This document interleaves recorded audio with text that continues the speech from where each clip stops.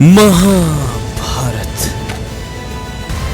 सिर्फ एक युद्ध नहीं है, बल्कि ये तुम्हारे लाइफ के भी युद्ध को रिप्रेजेंट करता है। यह युद्ध समाप्त नहीं होता, ये हर युग में नए रूप में लौटता है।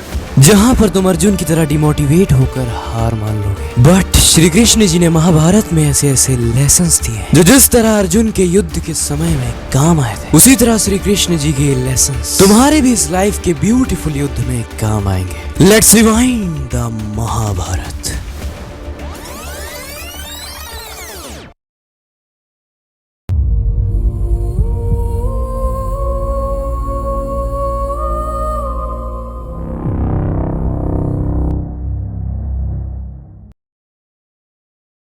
पूरे महाभारत के अंदर अर्जुन के इस युद्ध में जीतने का सिर्फ एक ही रीजन था, और वो थे उसके दोस्त, मतलब उसका सर्कल। दुर्योधन के पास 100 लालची और बेवकूफ कौरवों जैसे दोस्तों की पूरी सेना थी, लेकिन अर्जुन के पास सिर्फ एक ही दोस्त था, बट श्री कृष्ण जैसा, जिन्होंने हमेशा उन्हें सही रास्ता दिखाया। इसलिए 100 ऐसे लोगों से दोस्ती रखना जो तुम्हें हमेशा गलत रास्ता दिखाए और तुम्हारे गलत में भी तुम्हारा साथ दे, उनसे कई गुना बेहतर है सिर्फ एक ऐसा दोस्त जो हमेशा तुम्हारे साथ खड़ा और तुम्हें हर गलत चीज के लिए रोके और हर सही चीज के लिए गाइड करे। इसलिए लाइफ में दोस्तों को भी प्रॉपर्टी समझ के सही से चुनना, वरना बर्बाद हो जाओगे।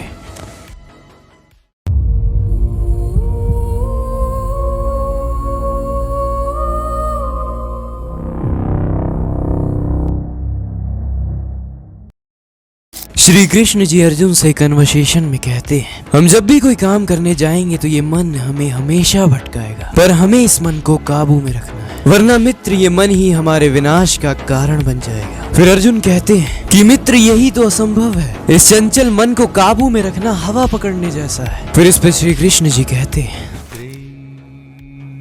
भगवानुवाच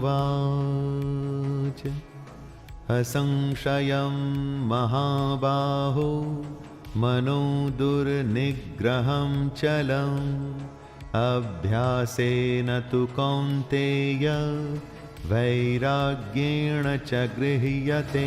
इसका मतलब है प्रैक्टिस प्रैक्टिस एंड प्रैक्टिस। तुम जितना अपने मन की बात मानते जाओ, ये उतना ही तुम्हारे खिलाफ मजबूत होता जाएगा और तुम्हें डिस्ट्रॉय कर देगा। पर अगर तुम्हें अपने मन को वश में करना है, काम करते वक्त तुम्हारा काम में मन लगे और जो चीजें तुम्हें पता है कि तुम्हारा नुकसान ही करेगी, उन चीजों को करने का मन न करे, तो इसके लिए तुम्हें कैसे भी अपने मन को एक बार उन चीजों को करने से रोकना है। पर तुम्हारा मन फिर उसी तरफ भटकेगा, पर तुम्हें फिर अपने मन को रोकना है। तुम्हारा मन फिर भटकेगा, तुम्हें फिर रोकना है, और एट द एंड तुम्हें अपने मन को किसी चीज के लिए फोर्स नहीं करना पड़ेगा। तुम्हारा मन खुद तुम्हारी बात मानने लगेगा और तुम जो कहोगे वो ये करेगा। और ये बात साइंटिफिकली भी प्रूवन है। देखो, ये है तुम्हारा इंसुला प्रीफ्रंटल कॉर्टेक्स, जो इंसुला को मतलब तुम्हारे ब्रेन को उन काम को करने के लिए सिग्नल्स देता है जो तुम्हारी भलाई के लिए है और तुम्हारे लिए जरूरी है और तुम्हें लॉन्ग टर्म में खुश रखे। बट ये है तुम्हारा लिम्बिक सिस्टम, जिसे तुम मन भी कह सकते हो, जो तुम्हारी भलाई नहीं, लो एफर्ट में जल्द से जल्द मिलने वाले मजे को देखता है, भले ही वो काम बाद में तुम्हारी धज्जियां उड़ा दे।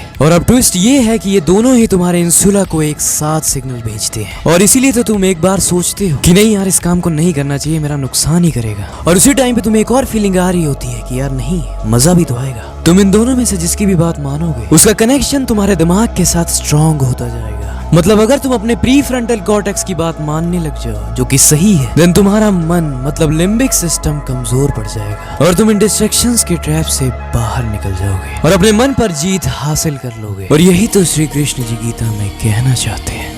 अभ्यास का अर्थ है निरंतर अभ्यास। मन को एक काम पर लगा दो, वो वहां से भागेगा, उसे पकड़ कर लाओ, वो फिर भागेगा, उसे फिर पकड़ो, ऐसा बार बार करना पड़ेगा, तो अंत में वो अपने स्वामी का कहना मानना शुरू कर देता है। इसी को कहते हैं अभ्यास की तलवार चलाना।